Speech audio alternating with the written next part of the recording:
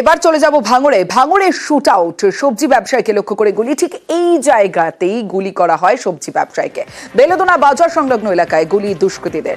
ব্যবসায়ী থেকে টাকা পয়সা কেড়ে নিয়ে পালায় দুষ্কৃতীরা। আমার সঙ্গে কল্যাণ রয়েছে, কল্যাণের সঙ্গে কথা বলবো। তার আগে প্রত্যক্ষদর্শীরা তারা কি বলছেন শুনবো।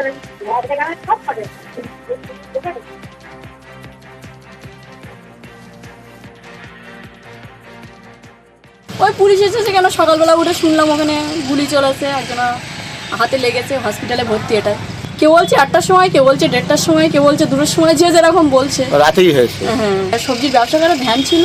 আচ্ছা, ভ্যানে করে যাচ্ছিল লোক? হ্যাঁ, উনি একাই ছিল, সোনা কথা বলে একাই ছিল ভ্যানে। একটু ভয় আছে যে ওখানে গুলি চললো।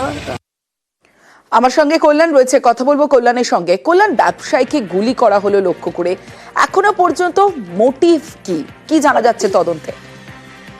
একেবারেই তমশ্রী, প্রাথমিক তদন্তে পুলিশের যে অনুমান যে শুধুমাত্র এটি একটি ছিনতাইয়ের ঘটনা, এর সঙ্গে কোনো রকম রাজনৈতিক বা কোনো অন্য কোনো বিষয় নেই বলেই কিন্তু প্রাথমিক তদন্তে নেমে পুলিশ অনুমান করছে। কারণ রাতের অন্ধকারে যখন ওই ব্যবসায়ী একা বামুনিয়া এলাকায় তার যে বাড়ি, সেই বাড়ি থেকে যখন আসছিল গাবতলা বাজারে ব্যবসা সরঞ্জাম অর্থাৎ সবজি কিনতে, সেই সময় কিন্তু এই বেলেদোনা বাজার সংলগ্ন এলাকায় ফাঁকা যে মাঠ রয়েছে, সেই মাঠের মাঝখানেই তাকে লক্ষ্য করে গুলি করা হয়। তার হাতে গুলি লাগায়, সে গুরুতর আহত হয়ে পড়ে।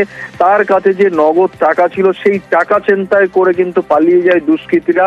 এই ঘটনাকে কেন্দ্র করে এলাকায় যথেষ্ট আতঙ্ক ছড়িয়ে পড়ে। খবর পাওয়ার সঙ্গে সঙ্গে কিন্তু পুলিশ কর্মীরা ঘটনাস্থলে এসেছিল, কিন্তু রাতের অন্ধকারে কোনো রকম ভাবে কোনো ক্লু পায়নি। দিনের বেলাও পুলিশ কর্মীরা তদন্তের স্বার্থে ঘটনাস্থলে আসে এবং এলাকায় যে সমস্ত সিসিটিভি ক্যামেরা লাগানো রয়েছে, সেই সিসিটিভি ক্যামেরার ফুটেজ সংগ্রহ করে পুলিশ প্রাথমিক তদন্তে অনুমান করছে কি যে এই ঘটনায় মোট 3 জন বাইকে করে এসেছিল এবং সেই 3 জন বাইকে করে এসে এই ব্যবসায়ীকে গুলি করে বলে অভিযোগ। এখানেই কল্যাণ জানতে চাইবো যে বাইকে করে 3 দুষ্কৃতী আসে, ঘটনার অনেকটা সময় পেরিয়ে গেছে, এখনো পর্যন্ত কি দুষ্কৃতীদের চিহ্নিত করতে পারলো পুলিশ?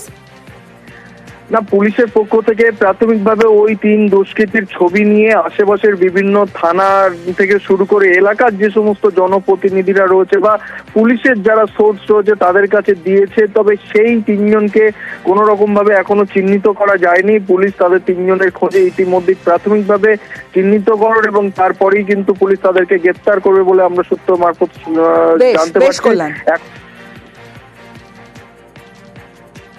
ওই যে কাল ফোন করলো যে কে ওইসব জিনিসপত্র নিয়ে চলে গিয়েছে আর গুলি করে পালিয়েছে। শত্রু তো অনেক আছে, কার নাম করবো আন্দাতে?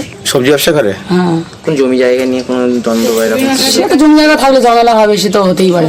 কত শত্রু আছে, এবার কার নাম করবো আন্দাজে আমি না জানলে আমি তো কার নাম করবো? এই 3 বছর ব্যবসা করছে আজ, কোনোদিন এরকম সমস্যা হয়নি। কাছে কি টাকা পয়সা ছিল?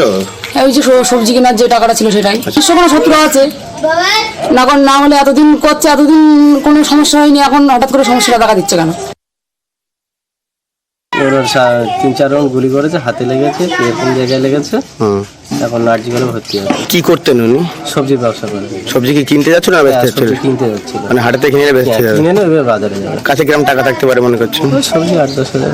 আচ্ছা, বলা যাবে না, বেশিও থাকতে পারে। কোনো মালের ব্যাপার তো।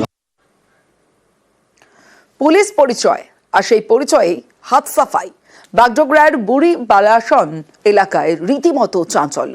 পুলিশ পরিচয় বৃদ্ধের সোনার গয়না হাত সাফাই। কিভাবে এই গোটা প্রক্রিয়া চলে, কতদিন ধরে চলতো এই পুলিশ পরিচয় এই রকম কাণ্ড, জানাবে বিশ্বজিৎ মিশ্র রয়েছে আমার সঙ্গে। বিশ্বজিৎ, দেখো তমশ্রী, তোমাকে জানি রাখি যে বেশ কিছুদিন ধরে কিন্তু বাগডোগরা বিভিন্ন এলাকায় চলছে ছিনতাই। এদিনও দেখা গেল যে এক বৃদ্ধ তিনি পাশেই বসেছিলেন এবং সেখানে তাকে পুলিশ পরিচয় দেওয়া হয় এবং তাকে বলা হয় যে বাড়ির বাইরে কোনো দমভাবে এই সোনার জিনিসপত্র নিয়ে তিনি বসবেন না।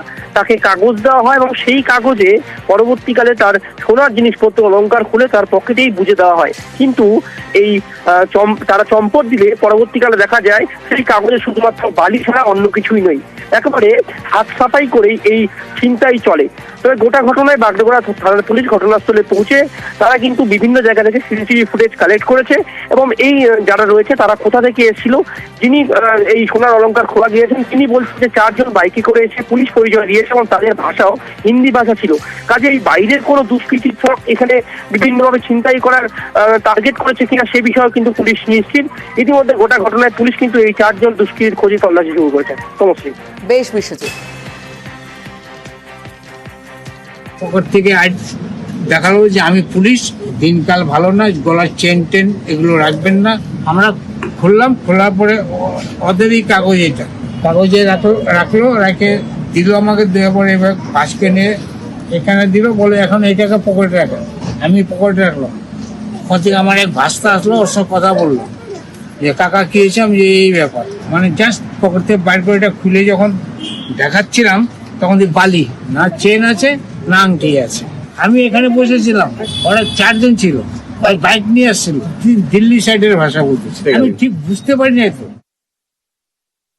ওরা বললো যে এরকম আমরা পুলিশের লোক, সচেতন করতে আসছি লোককে যে সোনার চেন কেন পরে আছেন, অনেক তো চুরি চামারি হচ্ছে, এগুলা খুলে পকেটে রাখেন। যে কাগজটার মতো রাখছিল ওটার মতো বালু। হিন্দিভাষী আমার সাথে তো একজনই কথা বলছিল, আর চেহারাপত্র দেখেও মনে হচ্ছিল না যে চোর চোর চোর বা কোনো ওরকম ধরনের।